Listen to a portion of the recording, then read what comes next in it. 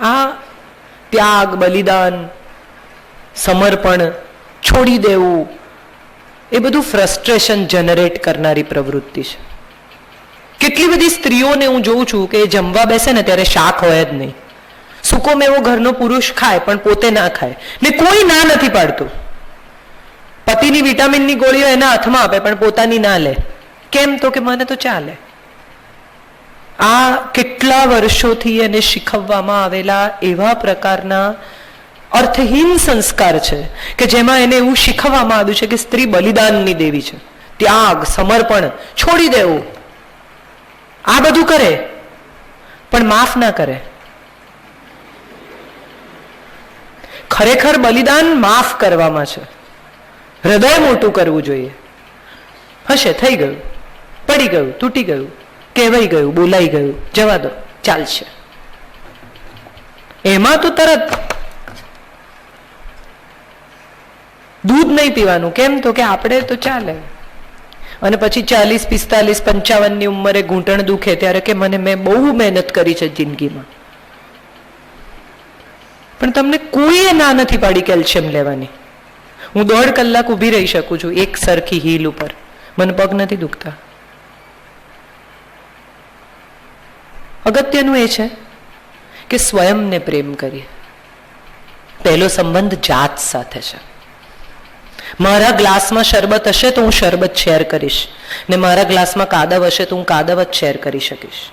હું જ ફ્રસ્ટ્રેટેડ છું, હું જ અભાવોમાં છું, હું જ દુઃખી છું, મને જ પીડા છે, મારી જેટલી ફરિયાદો છે, હું તમને શું આપીશ? મારી જાતને તો વાલ કરું, મારી જાતને તો ચાહું, મને તો હું મારા તો વખાણ કરું, મારે વિશે તો ખુશ રહું. હું દર વર્ષે મારા પોતાના માટે birthday gift buy for myself and that's my gift to myself. બીજા લોકો તો જે આપતા હોય, આ મારી ભેટ છે મને સ્વયંને. અને કેમ નહીં ખરીદવાની? કોઈ આપે, કોઈ અપ્રૂવ કરે, એ મારી બર્થડે ભૂલી ગયા, પણ તમે યાદ રાખીને તમે લઈ આવ્યા ને, તમને મજા છે ને. આપણે જાતે મજા કરતા નથી, બીજા પાસે એવી આશા રાખીએ છીએ કે આપણને મજા કરાવે. જેની પાસે આપણે સુખની આશા રાખીએ છીએ એને આપણે એવો અધિકાર આપોઆપ આપી દઈએ છીએ બાય ડિફોલ્ટમાં કે આપણને દુઃખી કરે. અને પછી એવી ફરિયાદ છે કે મને દુઃખી કરે છે, મારા પર અત્યાચાર થયો છે. પોતાનું બેંક એકાઉન્ટ ધરાવતી, પોતાનું વાહન ધરાવતી, ઘરમાં એક સર્વન્ટ પ્લસ કદાચ મહારાજ ધરાવતી સ્ત્રી પર કયો અત્યાચાર થાય છે એ મારે ખરેખર સમજવું છે. કયા પ્રકારના અત્યાચારમાંથી એ પસાર થાય છે એ મને કોઈ સમજાવે તો ખરું. આટલા વર્ષોથી આ એને રોજ એક પેલી જન્મે એટલે ગુટ્ટીમાં પીવડાવી દે છે કે તું સ્ત્રી છે, તારા પર અત્યાચાર, તું અબળા છે. પણ જે સ્ત્રીને અબળા સમજે છે એનાથી નબળા કોઈ નથી.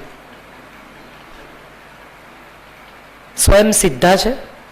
પાણી છાંટીને બ્રહ્મા વિષ્ણુ મહેશને જેણે બાળક બનાવી દીધા એ સ્ત્રી છે. આપણે નથી ઓળખતા આપણી જાતને, આપણે ડિપેન્ડ કરવું છે, આપણે દુઃખી થવું છે, અને પછી એવું કહેવું છે કે કોક દુઃખી કરે છે, પણ ઝાડને તમે પકડ્યું છે, છોડી દો, ઝાડ તમને નહીં પકડે. સ્વયં સાથેનો સંબંધ સૌથી અગત્યનો સંબંધ છે. અને એ સંબંધ મજબૂત હશે, મૂળ મજબૂત હશે, સ્વયં સાથે સુખી અને ખુશ હોઈશું, સ્વયં સાથે મજા કરી શકીશું, સ્વયં સાથે સંવાદ કરી શકીશું, સ્વયંને માફ કરી શકીશું. કેટલા બધા લોકો ગિલ્ટમાં જીવે છે, મેં આમ ના કર્યું હોત તો સારું થાત, પણ હવે થઈ ગયું, ત્યાં જઈને ક્લીન નહીં થાય, હવે આગળ શું એ નથી વિચારવું. બહુ ખોટું થઈ ગયું જિંદગીમાં. જે થવાનું હતું એ થઈ ચૂક્યું છે. હવે પાછા જઈને જે રિપેર નથી થઈ શકવાની એ પ્રવૃત્તિમાં સમય બગાડવાને બદલે જેટલા વર્ષો બચ્યા છે એમાં શું થઈ શકે એનો વિચાર કરો. સ્વયંને માફ કરવું એ પણ એક બહુ મોટી પ્રવૃત્તિ છે. અને જેનો પોતાની જાત સાથેનો સંબંધ મજબૂત છે ને, એના દુનિયાના બધા જ સંબંધો એટલા મજબૂત છે કે એમાં એક નાની સરખી તિરાડે પડી શકે, એનો કાંકરો એ ખરે એમ નથી. કારણ કે તમે તમારી જાતમાં જ ખુશ છો, બાકી જે મળે એ બોનસ છે. છે તો છે, નથી તો એની રીતે જીવે છે. મિસિંગ, હેવિંગ, હેવ નોટ્સ, આ બધા સવાલો ત્યારે આવે છે જ્યારે મારી પાસે હું નથી. આવે એ બધા જ વેલકમ છે, અને જેને જવું હોય એને માટે દરવાજા ખુલ્લા છે. આવી રિલેશનશિપ કેમ ન હોઈ શકે જગતમાં? અને જો આવી રિલેશનશિપ હોય તો હું માનું છું પછી બીજા સવાલો બીજા લોકોને પૂછવાનો બહુ અર્થ રહેતો નથી. એક બહુ સરસ શેર મને ગમે છે कि कुछ इस तरह मैंने अपने को आजाद किया, कि कुछ इस तरह मैंने अपने को आजाद किया, कुछ लोगों से माफी मांगी, कुछ लोगों को माफ किया.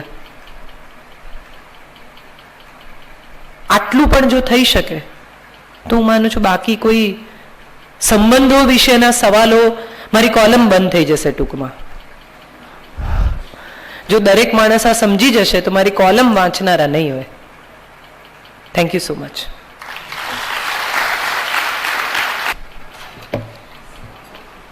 આભાર કાજલબેન આપનો.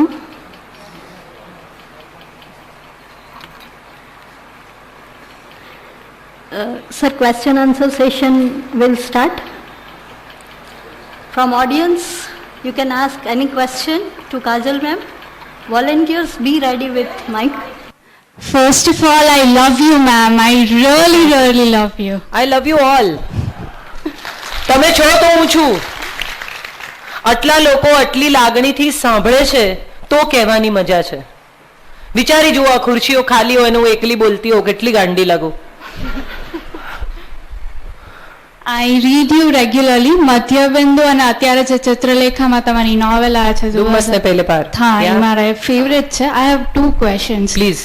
કે તમે બહુ બધા મેરિડ કપલ્સને જોયા છે, એમાં એવા કેટલા કપલ્સ છે, કેટલા પર્સન છે who really love each other and who are always emotionally available? And second question is કે જ્યારે પેરેન્ટ્સ મળાવે એક છોકરાને એક છોકરીને, તમે તો કે જીવન પર ગરડા થવા માટે મળવાનું હોય, ત્યારે what should they know about each other? What should they talk? What should they do? Very interesting questions and very important questions. એક વાત હું કહું, most of the couples love each other. Then 92 couples love each other. પ્રેમ નથી એવું નથી, ફરિયાદો બહુ છે એટલે ફરિયાદોના પડછાયામાં પ્રેમ દટાઈ ગયો છે. પ્રેમ નથી એવું હું ક્યારેય નહીં કહું. બે લોકો ઘણા કારણો આપતા હોય છે સાથે રહેવા માટે. બાળકો છે, મા બાપ છે, સમાજ છે, ખરેખર એમને સાથે રહેવું છે.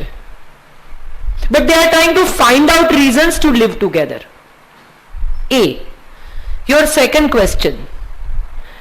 To know each other, you can't know each other on a coffee table, or you can't know each other in 15-20 minutes or 1 hour or 1.5 hours.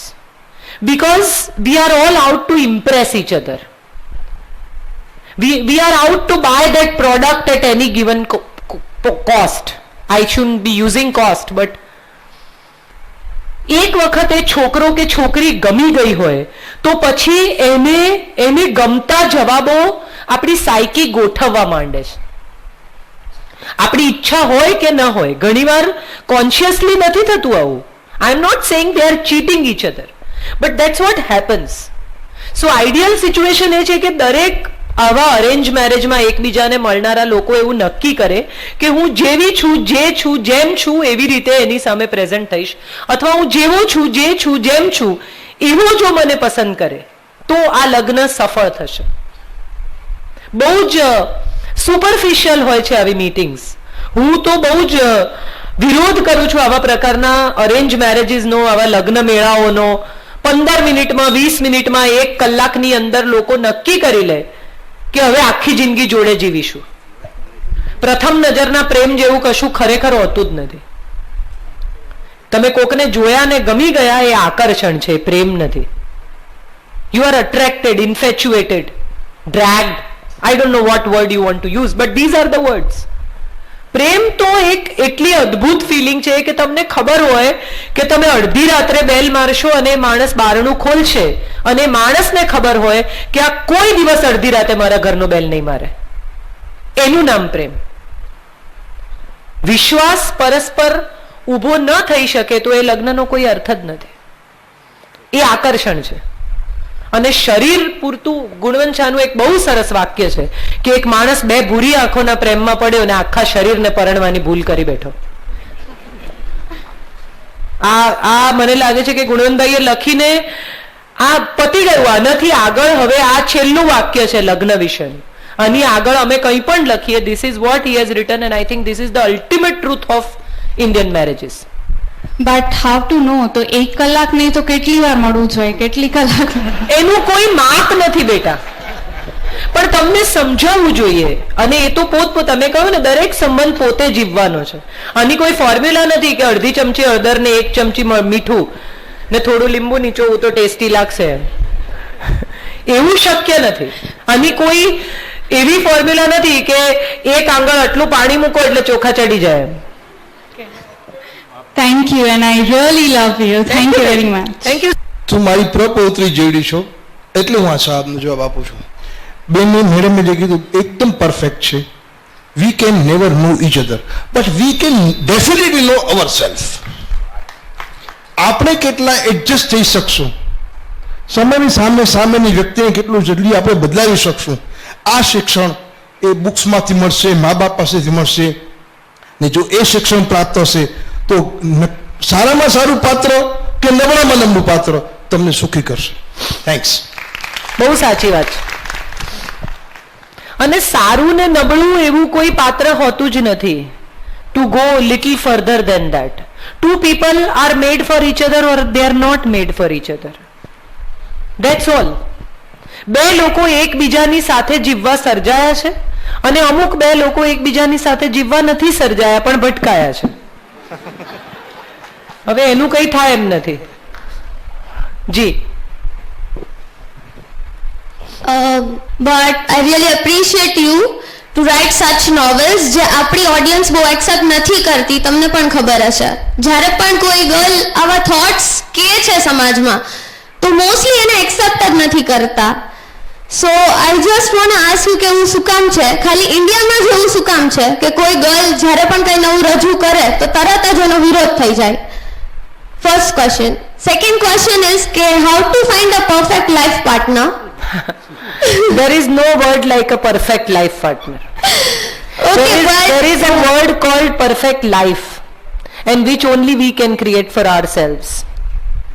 Okay. There is no one who will give you a perfect life. It is your life and you have to work for it. For your happiness, for your comfort, for your contentment and for your peace. કોઈ દુનિયાનો બીજો માણસ તમારા માટે કામ નહીં કરી શકે. આ એવું છે કે મારે અમદાવાદથી રાજકોટ આવવું હોય તો મારે જ નીકળવું પડે. હું કોકને એમ કહું તમે જરા જતા હો,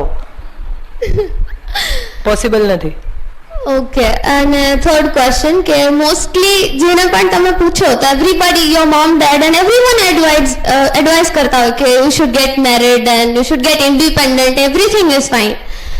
but what I feel is કે તમને જ્યાં સુધી તમારા પર ટ્રસ્ટ નથી, you are not ready, how can you get married and why can't you marry your self? If you are independent તો લોકો એવું જ કહેતા હોય કે ના ના તમારે મેરેજ કરવા જરૂરી જ છે. સો ડુ યુ થિંક કે જરૂરી જ છે? ના, જરાય જરૂરી નથી.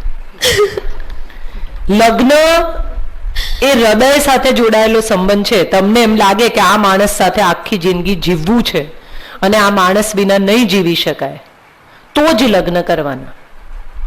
બાકી જો એમ લાગે કે હવે આ જ પરિસ્થિતિમાં માતા પિતાના આગ્રહથી, ફલાણા કારણે, ઢીકણા કારણે, આર્થિક કારણોસર લગ્ન કરવા નીકળેલા લોકોના કારણો જતા રહે તો એની જોડે લગ્ન પણ ધોવાઈ જાય. કોઈ કારણ ન હોવું જોઈએ કોઈની સાથે જીવવા માટે. બસ એટલું જ કારણ, જો એને કારણ કહેવું હોય તો હોવું જોઈએ કે આના વગર નહીં જીવાય. ઓકે. અને પહેલા સવાલનો જવાબ કે એવું કેમ છે? એક્ઝેક્ટલી. પહેલા સવાલનો જવાબ એ છે કે એવું છે. કેમ છે એનો જવાબ તમારી પેઢીએ એટલા માટે શોધવાનો છે. આઈ એમ વેરી સિરિયસ. વાપરવાનો પ્રયત્ન જ નથી કર્યો. જે લોકો અત્યારે 40માં, 45માં, 50માં છે એ બધાએ તૈયાર ભણે બેસીને ચમચીથી ખાઈ લીધું. મા બાપે જે કહ્યું એ કરી નાખ્યું. ટુ મોસ્ટ મારા જેવા લોકો બહુ જ ઓછા છે કે જેણે માથું ફેરવીને ધાર્યું કર્યું. અને એના પરિણામો પણ ભોગવ્યા અને એના EMI પણ ચૂકવ્યા. પણ બાકીના લોકો, જે લોકોએ માતા પિતાના કહે જિંદગી જીવી નાખી, એણે કેમ, શા માટે, ક્યારે, કોણ, કેવી રીતે, હવે શું, આવા સવાલો કદી પૂછ્યા જ નથી. હવેની પેઢી પૂછે છે કેમ કરવાનું, મારે લગ્નમાં કેમ આવવાનું, હું ત્યાં આવીને શું કરીશ. આ સવાલો અમને કદી થયા જ નથી. આપણે લગ્નમાં જવાનું છે એટલે અમારે ચણિયાચોળી પહેરીને તૈયાર થઈ જવાનું, સવાલો પૂછવાનો હોય જ નહીં. એટલે તમારી પેઢી જે પૂછે છે એ બહુ મજાની વાત છે, અને જે પૂછે છે ને એને જ જવાબ મળે છે. એટલે તમે પૂછો છો તો આઈ એમ શ્યોર તમને જવાબ મળશે. પણ આ બદલાવવું જોઈએ, અને આ બદલવાનો પ્રયત્ન બધાએ કરવો જોઈએ.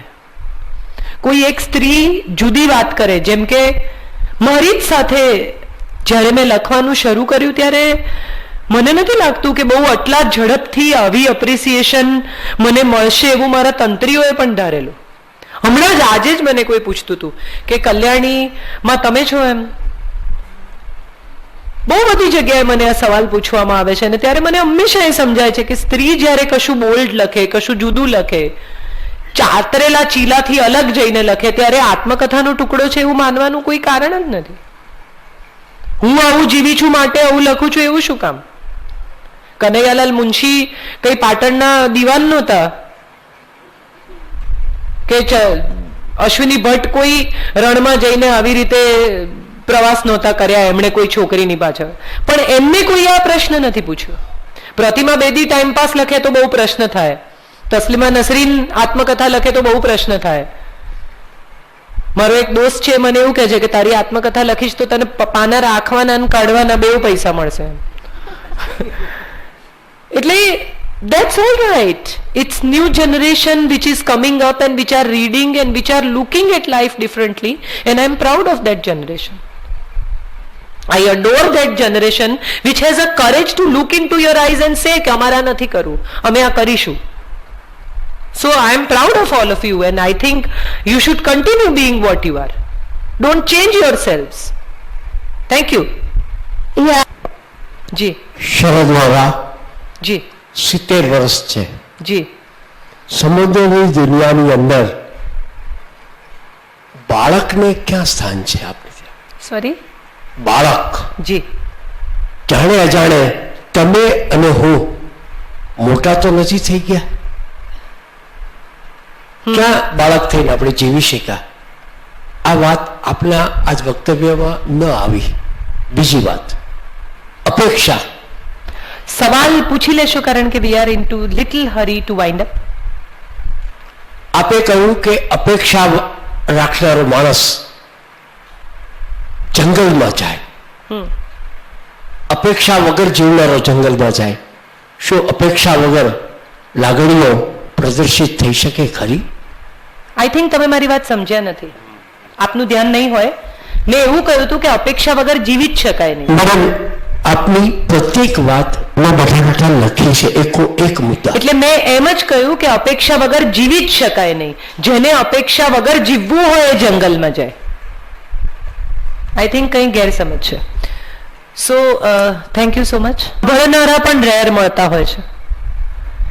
એટલે ઓડિયન્સમાં 1000 માણસો હોય, એમાંથી 972 ઊંઘતા હોય, જમીને આવ્યા હોય, એમાંથી 600 કોકને સારું લગાડવા આવ્યા હોય, 100 પત્નીને લઈને આવ્યા હોય, 100 ને બીજું કંઈ કામ ન હોય એટલે આવ્યા હોય, એવું પણ થાય છે. પણ આટલું એલર્ટ અને આટલું સરસ ઓડિયન્સ જે સાચે જ વાંચે છે અને જેને સાચે જ સાંભળવું છે, એ બહુ અમને પણ બહુ રેર હોય છે. So thank you very much Rotary Midtown, thank you so much library, and thank you all of you. બહુ આભારી છું હૃદયથી.